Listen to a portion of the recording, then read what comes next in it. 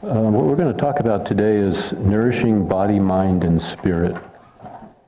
And when I first started meditating on this, the first thing that kind of popped into my consciousness was there's a popular show on Netflix right now called Three-Body Problem, which has nothing to do with what I'm going to talk about, but just the three-body problem kind of stuck in my mind to build this talk around.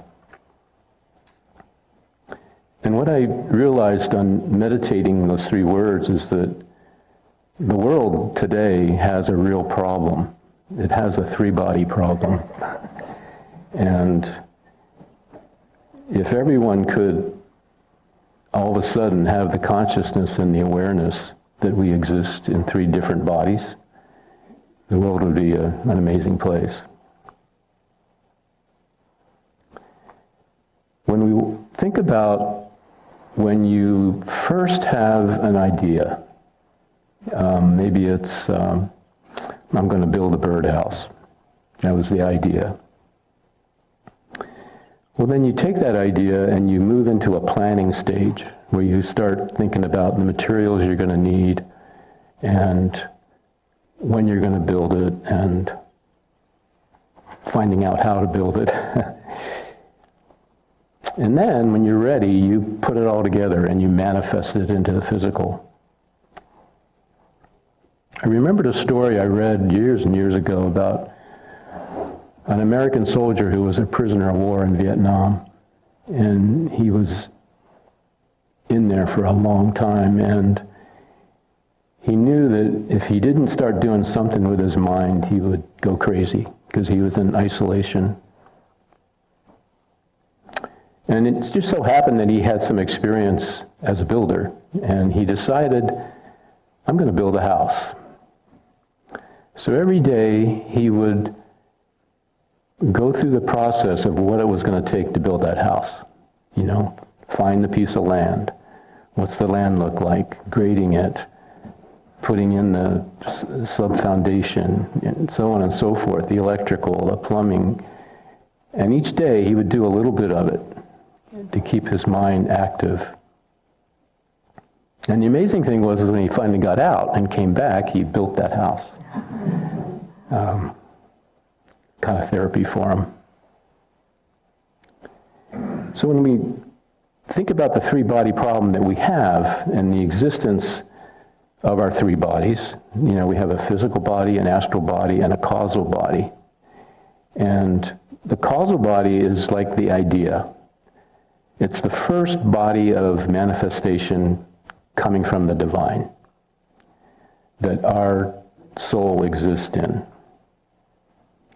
And when you read Yogananda's autobiography, Yukteswar visited him after his death and beautifully explained how he got his next assignment, which was to go into the causal realm to a planet that existed there and help those souls make that final leap into the divine.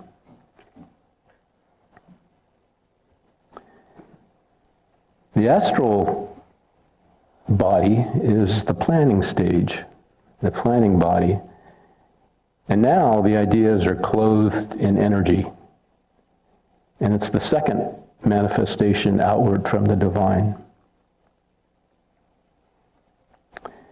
Years ago, a student asked Yogananda, "Is everyone conscious in the astral world?"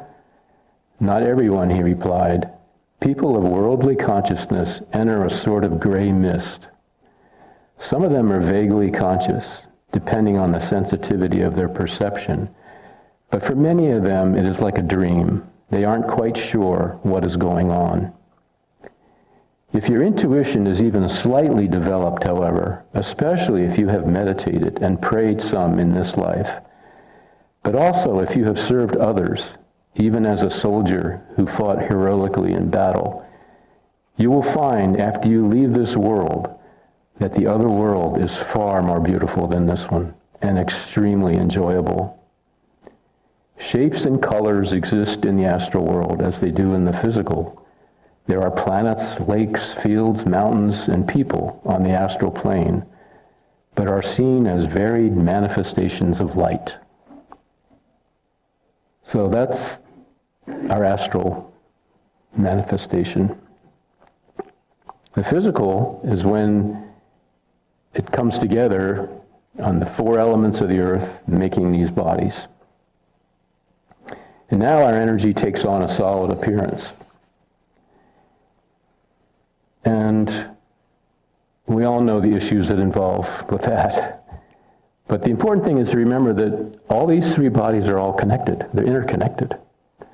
So the things we do in this life is recorded in the astral and the causal. And it's just all this harmonious flow of information and energy back and forth.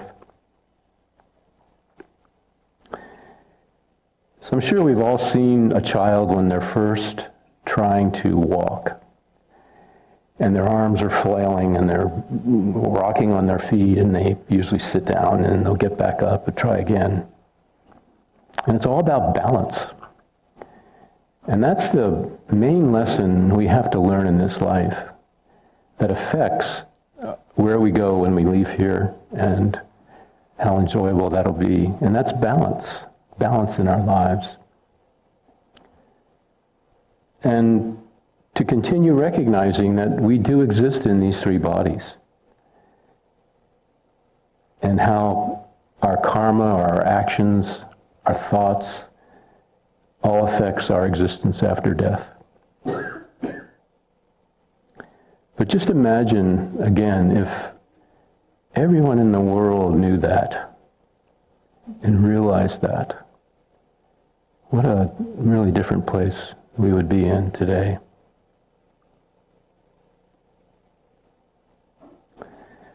So balancing this body, mind, and spirit takes some work and takes some going down the wrong road and learning lessons and coming back around and trying something new. But the basic needs of the body are very simple. The body needs something to wear, some kind of clothing to protect it. It needs some sort of roof, some kind of shelter. Not necessarily a 12-bedroom house with 6 bathrooms and 4-car garage. And food for sustenance.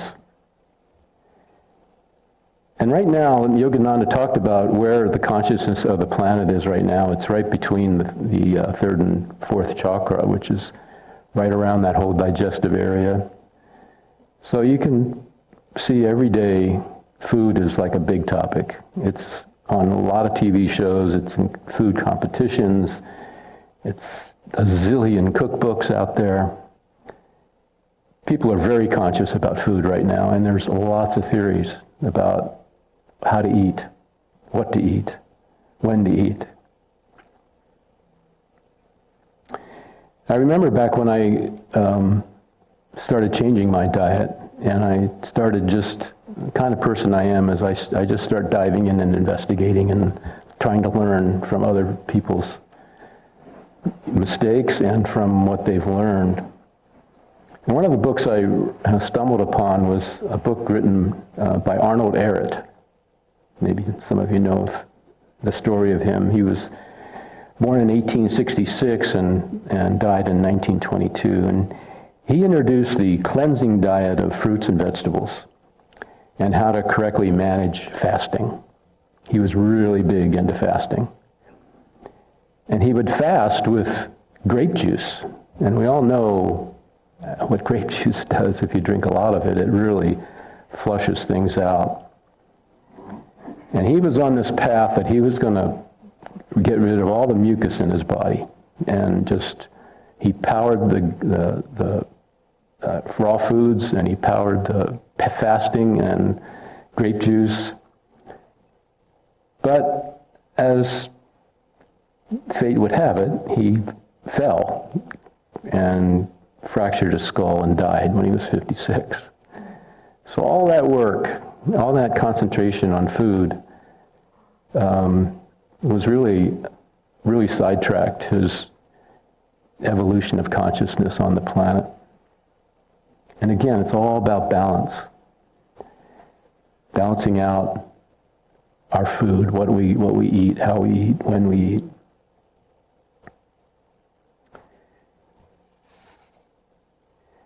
Yogananda said, rejuvenate the body not only through proper diet, but through cosmic energy by developing willpower. Don't overeat, no matter what diet you follow. And it's interesting when you read about Yogananda, when he first came over in 1920, he was, I'm sure, kind of surprised how big a meat was in the diet of everyone in this country. And so when he first started his SRF organization, he decided to just say to his disciples, eat less meat. Because he was a vegetarian, and I think he had been his whole life. And then, as time went on, he refined that to the new disciples coming on and saying, no meat, be a vegetarian.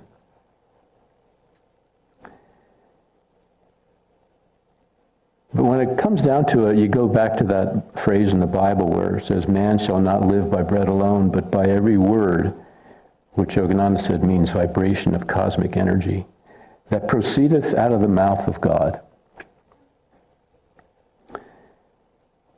So it's up to us to find that right balance for our body on what food to eat, how much rest to get, and how to exercise, how to keep it strong and healthy and energized. Balancing our mind, that takes a little different effort in that we really should take time to educate ourselves. Never stop educating ourselves, and no matter what the topic is, to explore it, educate, learn more about it. Reflect on life, reflect on the actions that we had each day or the thoughts we had, to find time to contemplate, to sit in silence and meditate. It really helps if you read uplifting books, spiritual books, self-help books that'll help our minds develop and be more prevalent in our journey here towards the Spirit. And seek any solutions if there's restlessness or mental issues. Seek solutions for that. And have faith that, we are all children of God and we're all made in God's image and we all have that ability to heal ourselves, our bodies, our minds, and be joyful and happy.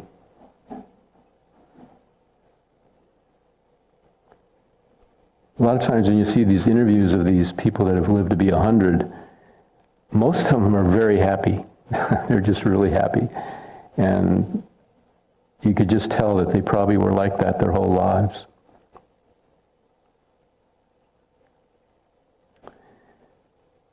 Developing our spirit or our inner being, it's imperative that we unplug somehow. And hopefully it's every day, twice a day if possible. Take that time to just let the thoughts dissipate, let the actions of the day go away, and just exist as your inner being and feel your inner being coming forth. It's important to seek and hang out with people that are like-minded with you and not hang out with people that'll take you down or stray from the path that you're on.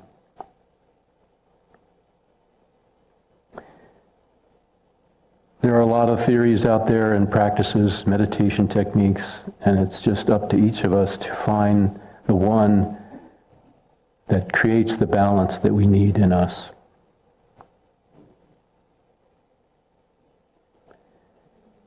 Yogananda said, remember, behind your body is the vast ocean life of God. Behind our mind is God's great intelligence. And behind our soul is God's wisdom and bliss. By attuning ourselves with divine through deep meditation, we will know that we are immortal children of God and nothing can destroy us.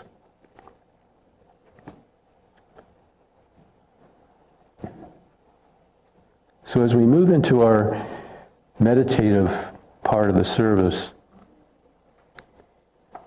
I'd like us to practice a little thing that I've been doing recently that's been really interesting, and it's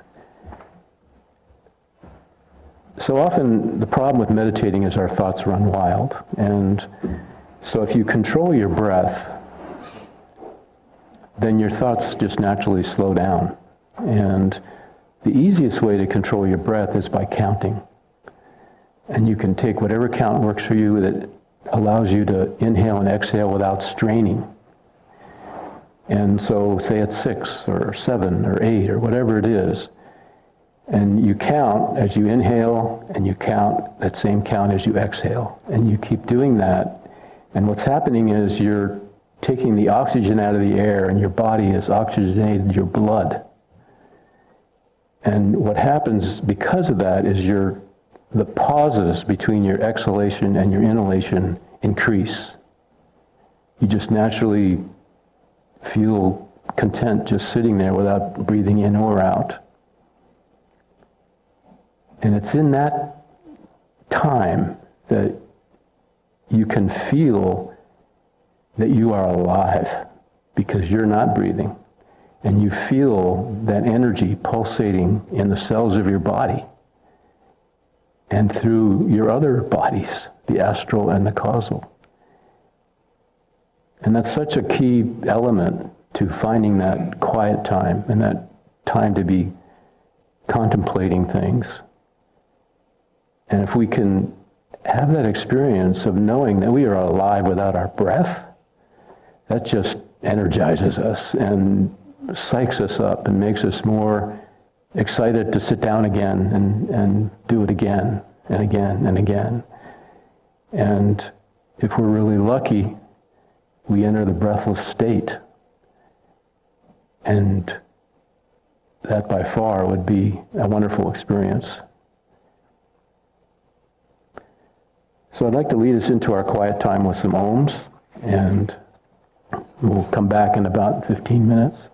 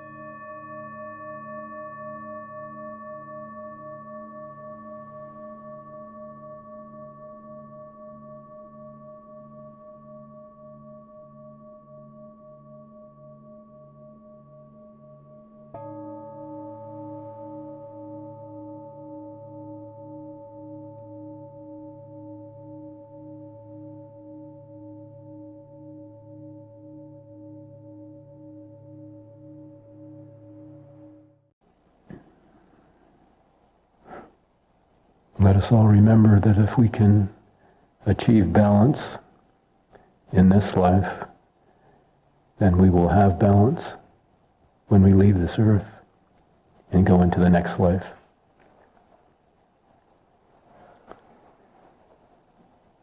Finding God does not imply neglect of various physical and spiritual battles of life. We must learn to make the temple of life free from the darkness of ignorance and the weakness of disease, so divine, perfect presence may be perceived. That's from Yogananda.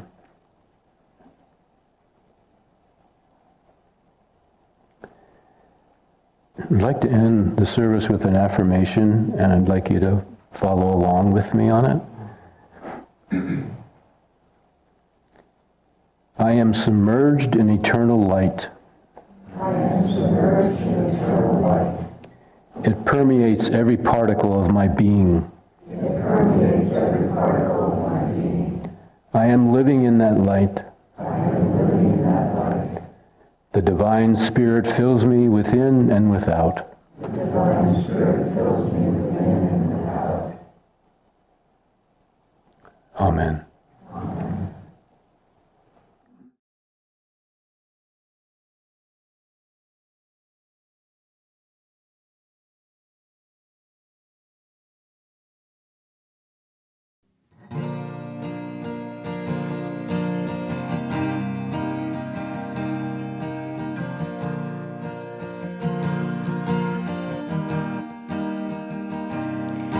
And the one you long for is on the way.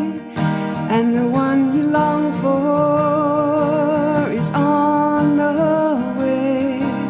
Prepare your earth, keep watch your sky. It's a cloud by day, it's a star by night. Heaven is on the way. Heaven is on the way. Heaven is on the way. Heaven is on the way.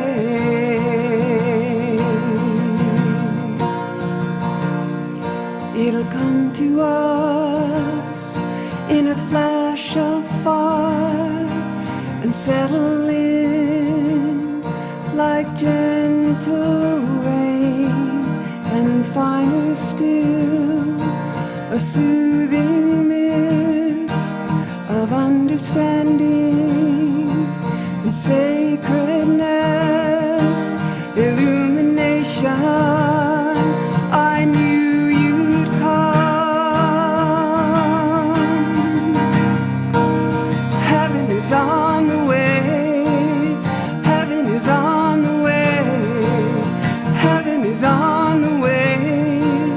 Heaven is on the way.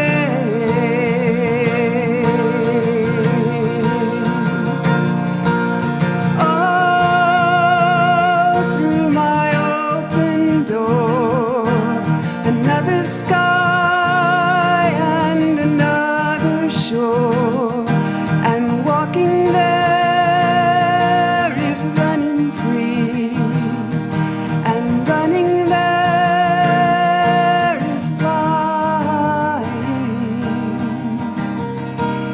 Heaven is on the wing. Heaven is on the wing. Heaven is on the wing. Heaven is on the wing.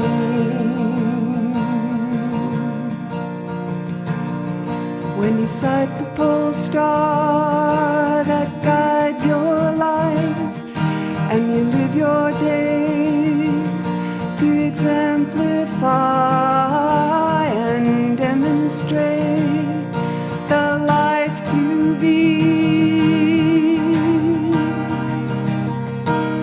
Heaven is all we'll see. Heaven is all we'll see. Heaven is all we'll see. Heaven is all we'll see.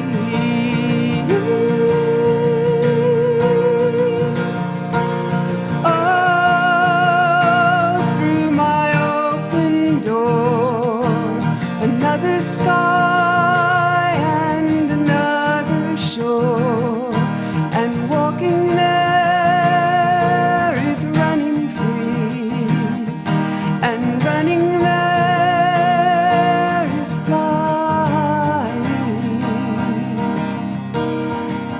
is on the wing.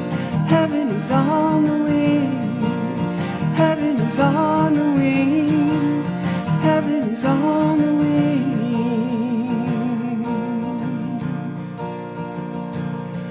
And the one you long for is on the way. And the one you long for is on the way. Prepare your earth, keep watch your sky. It's a cloud by day, it's a star by night.